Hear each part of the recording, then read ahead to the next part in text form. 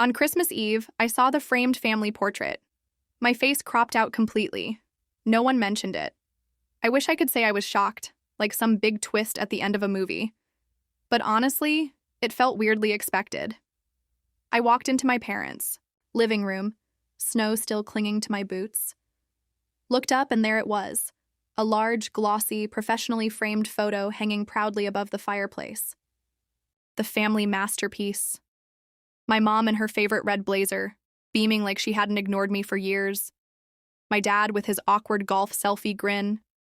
And my sister front and center in some beige designer turtleneck laughing like her trust fund. Just told a joke. And me? Nowhere. Not to the side, not blurred in the background, just gone. It wasn't a bad crop, it was a perfect one. Clean, surgical, like I'd been airbrushed out of their lives. Smooth as a filter. No rough edges, just deleted. I stared at it for 5 seconds, maybe less. Long enough for my stomach to not long enough, for anyone to care. Dinner's almost ready.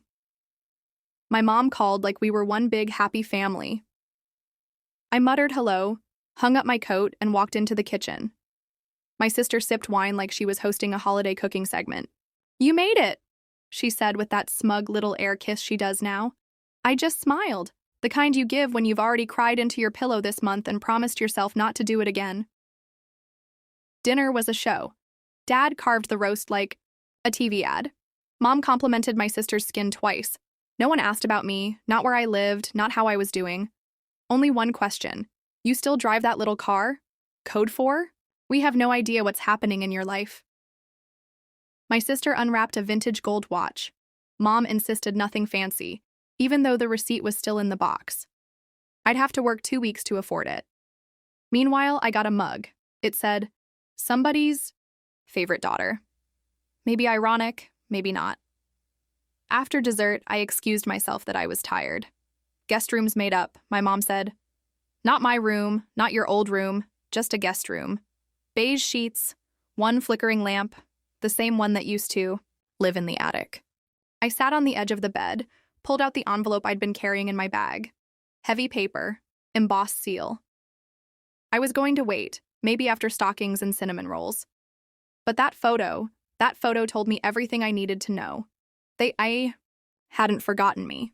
They had erased me like a bad investment. I didn't cry. I didn't yell. I just waited. Christmas morning smelled like cinnamon and fake joy. I walked downstairs.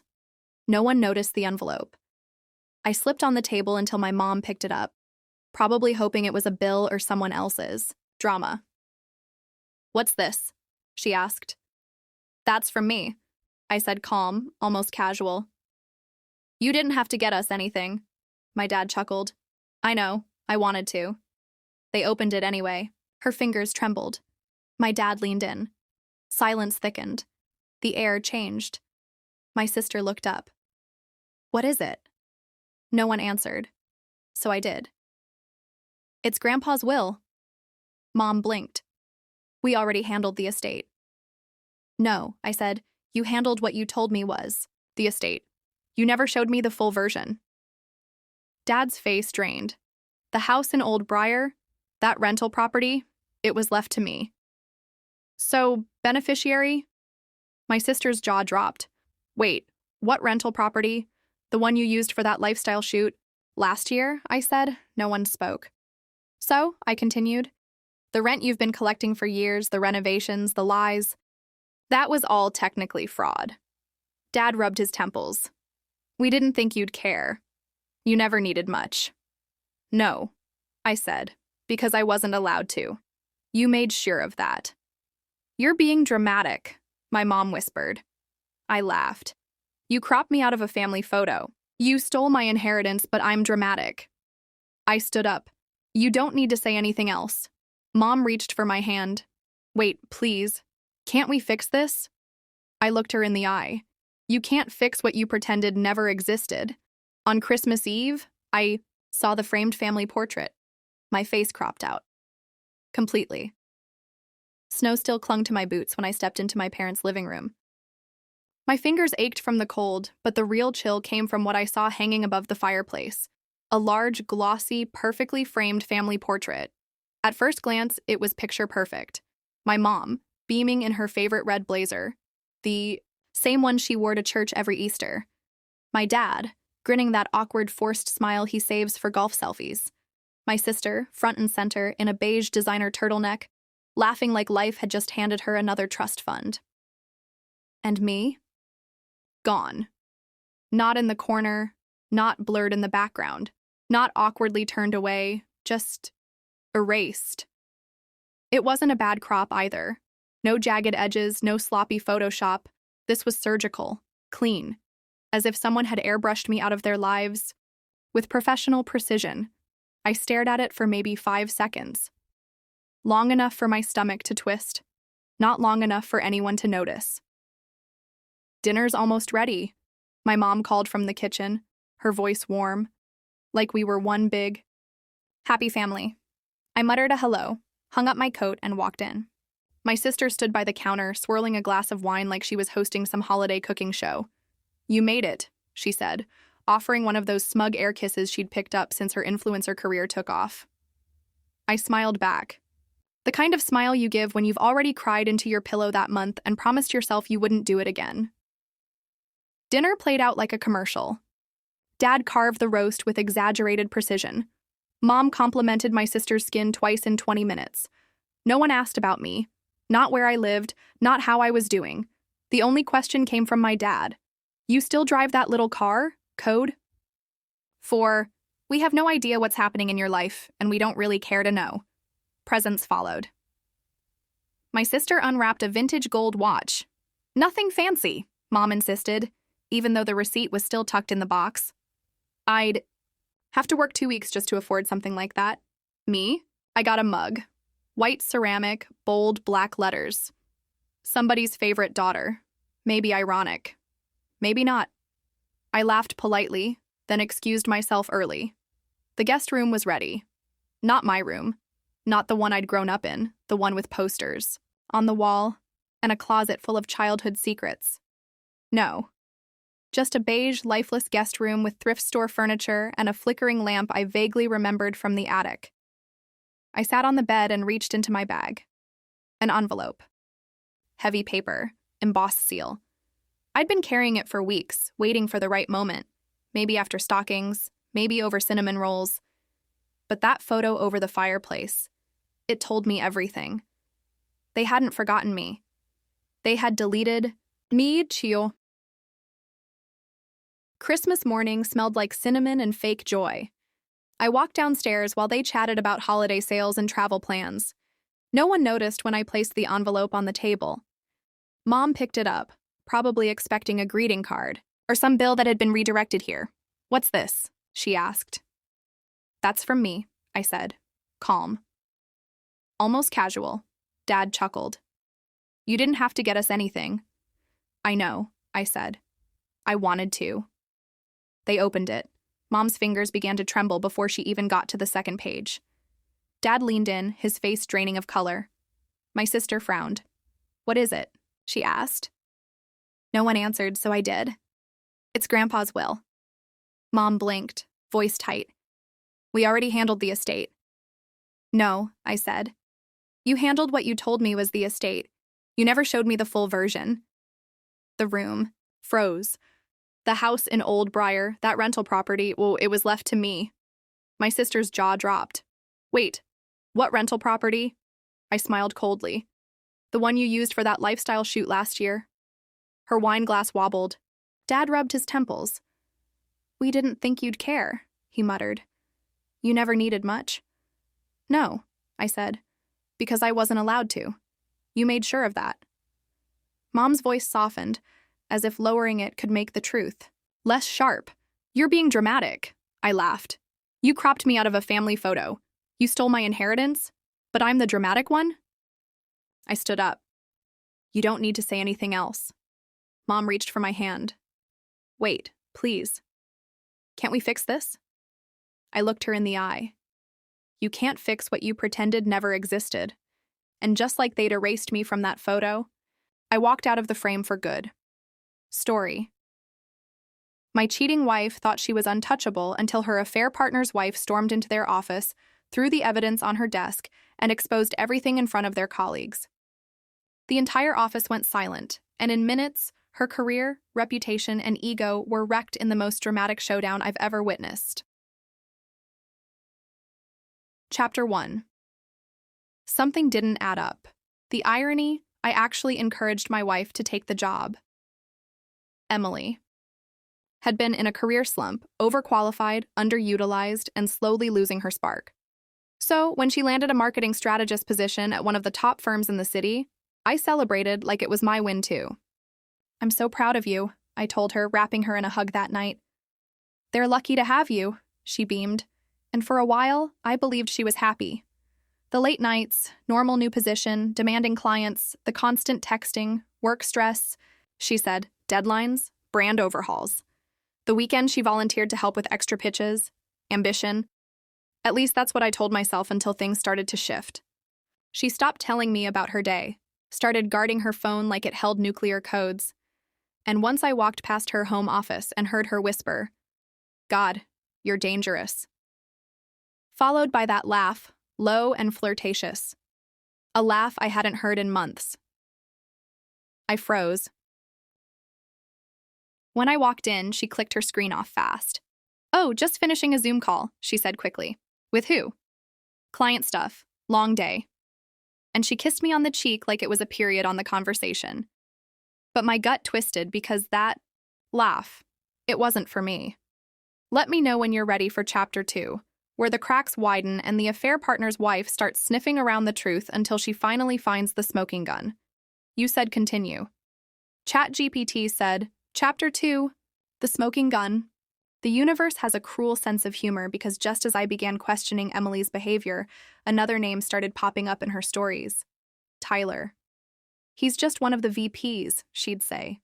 Really sharp, married, super professional, always married, always professional. Red flag. Then came the night she left her phone on the nightstand, unlocked. She was in the shower humming like nothing was wrong. I didn't snoop. I didn't want to be that husband. But the screen lit up. A message preview flashed. Tyler, can't stop thinking about earlier. Same time tomorrow. I stared at it, heart thoo-tooing in my chest. Same time what? When she came out of the shower wrapped in a towel, she saw the look on my face and she knew. "You read it?" she said, suddenly pale. I didn't answer. I just turned around, walked downstairs, and sat in the dark for hours. I didn't sleep that night. I didn't confront her. I wasn't ready. But I was ready to find the truth. Turns out I wasn't the only one growing suspicious. Tyler's wife, Jordan, reached out to me 2 days later, a message request on Facebook. "Hi, this may sound strange, but I think your wife and my husband are having an affair. I found messages and I need someone to confirm if I'm going crazy or if I already know." My fingers trembled as I typed back. "You're not crazy. I've seen things too." We agreed to meet. Neutral ground, a quiet cafe outside the city. She came prepared. Jordan was sharp, smart eyes, calm demeanor, rage simmering just below the surface. She pulled out a small folder from her purse and slid it across the table. Screenshots, chat logs, photos. Emily and Tyler in his car, in a booth at a bar, at a weekend marketing conference they were never supposed to attend together. One text from Emily. "He still thinks I'm staying with my sister." Poor guy. I feel guilty sometimes. I didn't speak.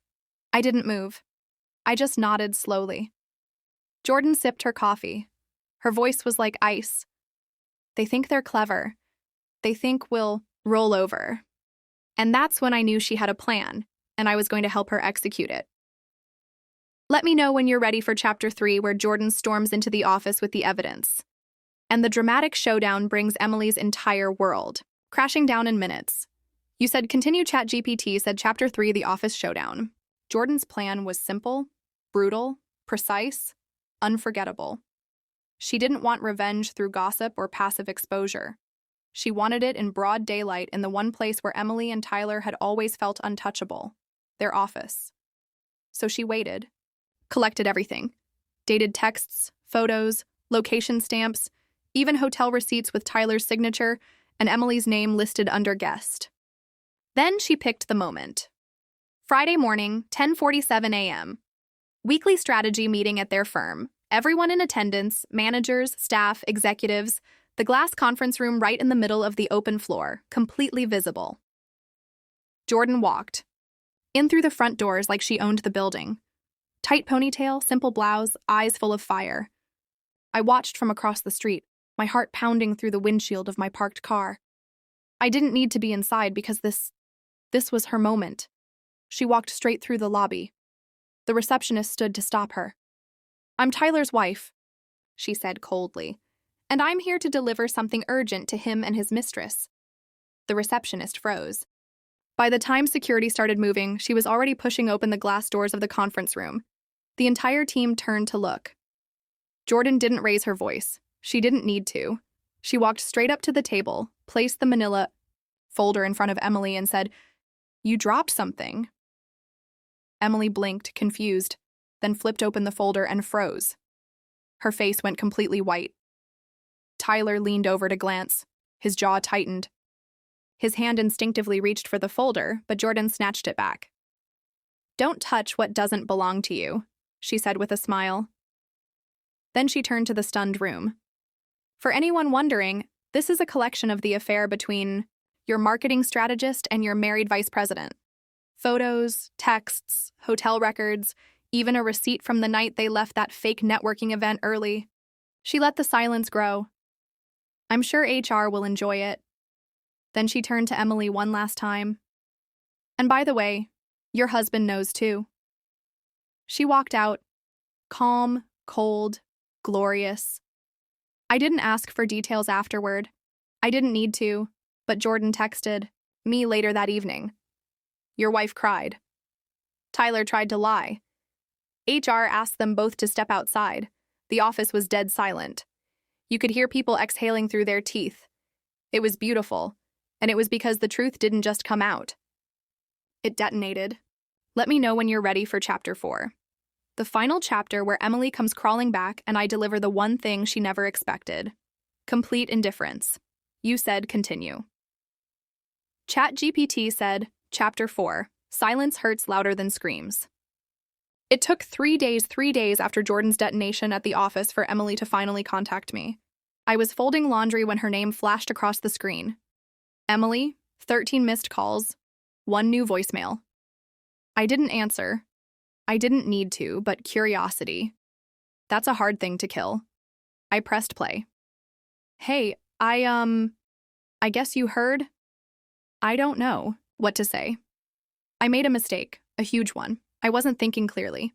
Things got messy, but I never meant for it to go this far. Can we please talk, please?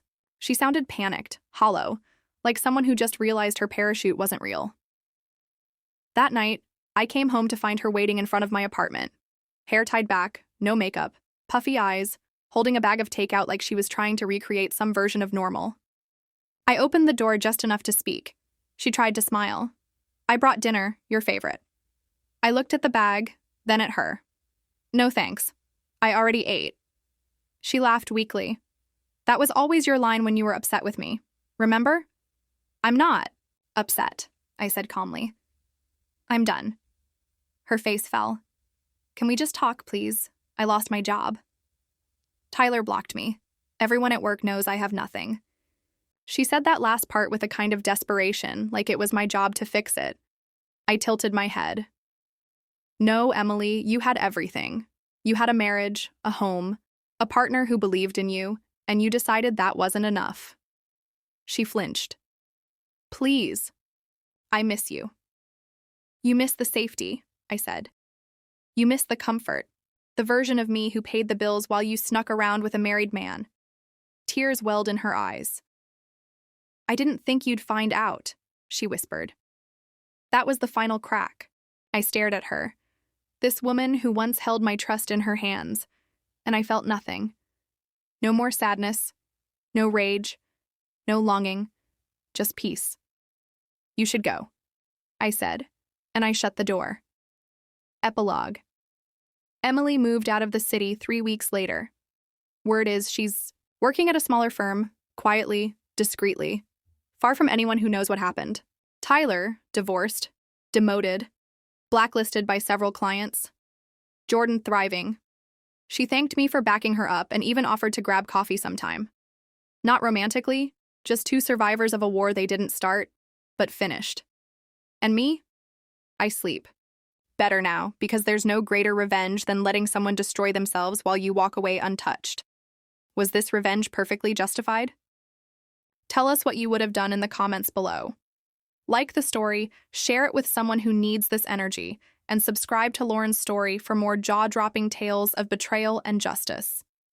Because here, every lie has its reckoning, and every betrayal finds its shadow.